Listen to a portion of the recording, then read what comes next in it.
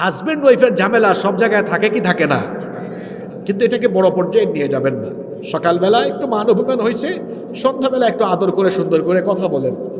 বোনদেরকেও বলবো নিজের স্বামীর সাথে বেশি মান অভিমান বাড়াবেন না। এখনকার ছেলেরা আরে বাপরে বাপ, কথায় কথায় কয় তালাক দিয়ে দিব।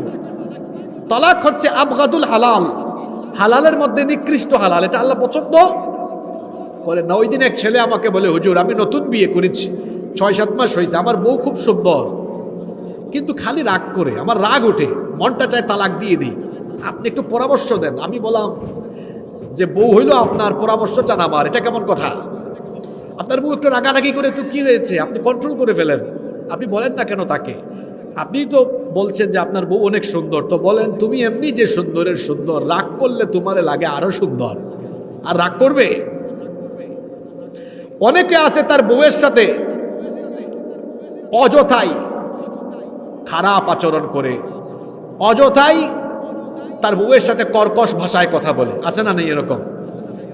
বিয়ে করার পরে 3-4 মাস, 6-7 মাস, বছর খানেক বউয়ের একেবারে আঁচল তলায় থাকে, তারপরে আবার বউয়ের কোনো খবর থাকে না।